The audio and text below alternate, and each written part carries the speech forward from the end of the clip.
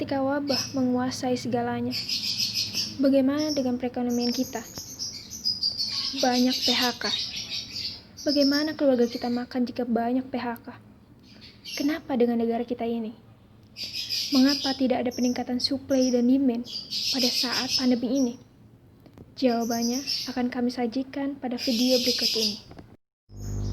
Beberapa bulan terakhir, pandemi COVID-19 merupakan hal yang paling menyita perhatian masyarakat. Hal itu pun memberikan dampak negatif terhadap perekonomian dunia yang sangat dahsyat, tidak terkecuali Indonesia. Berdasarkan pertumbuhan dari tahun ke tahun, sumber pertumbuhan ekonomi Indonesia pada triwulan 1 tahun 2020 terbesar pada sektor lapangan usaha jasa keuangan dan asuransi sebesar 10,67%, serta informasi dan komunikasi sebesar 0,53%. Hal ini wajar mengingat dengan adanya kenaikan biaya asuransi per Juni ini untuk mencadangkan biaya pada saat pandemi. Serta anjuran untuk tidak keluar rumah, banyak orang mengakses pekerjaan, hiburan, dan pendidikan melalui teknologi informasi. Penurunan ekonomi saat ini juga disebabkan pengeluaran yang mengalami kontraksi besar pada komponen pengeluaran konsumsi pemerintah atau PKP sebesar 3,74%, di mana banyak digunakan untuk kepentingan masyarakat di saat pandemi ini, mulai dari penyaluran sembako dan juga perlengkapan kesehatan.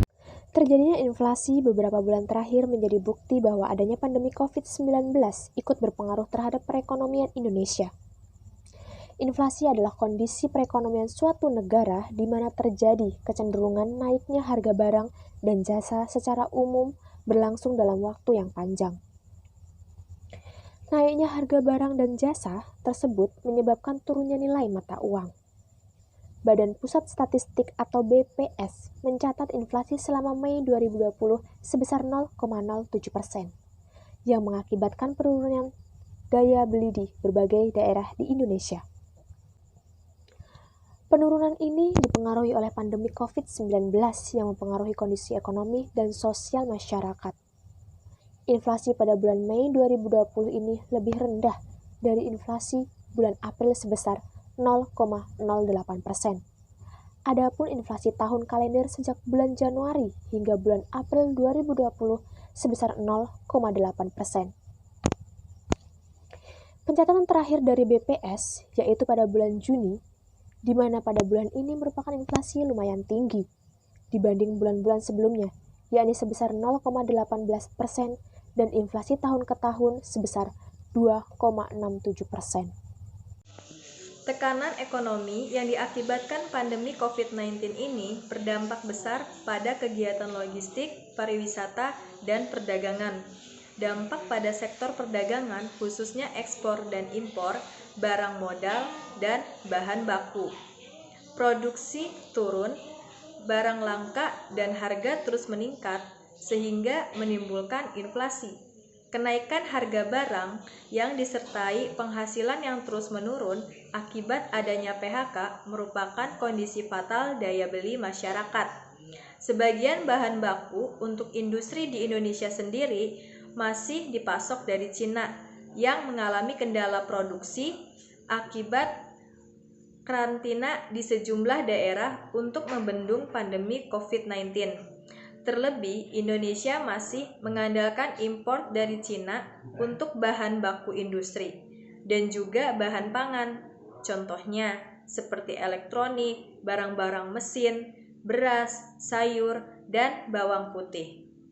Indonesia merupakan negara importir bawang putih terbesar, yaitu sekitar 90%. Informasi tentang pelarangan impor bawang putih dari Cina dapat mengakibatkan panic buying atau kepanikan publik, sehingga disalahgunakan oleh beberapa oknum distributor yang tidak bertanggung jawab melakukan penimbunan untuk mengurangi stok ke pasar tradisional karena tidak ada lagi impor bawang putih masuk. Di tengah kondisi panic buying, masyarakat cenderung membeli barang lebih dari yang dibutuhkan. Jika hal ini dilakukan oleh banyak orang, maka akibatnya adalah terjadi kelangkaan barang yang disebabkan ketidakseimbangan antara demand and supply. Kelangkaan akibat tidak seimbangnya penawaran dan permintaan ini akan berujung pada kenaikan harga atau disebut dengan inflasi. Perkembangan inflasi selama masa pandemi COVID-19 sampai dengan new normal tetap menjadi perhatian banyak kalangan, sebab permintaan dan penawaran terhadap suatu barang mengalami penurunan secara signifikan.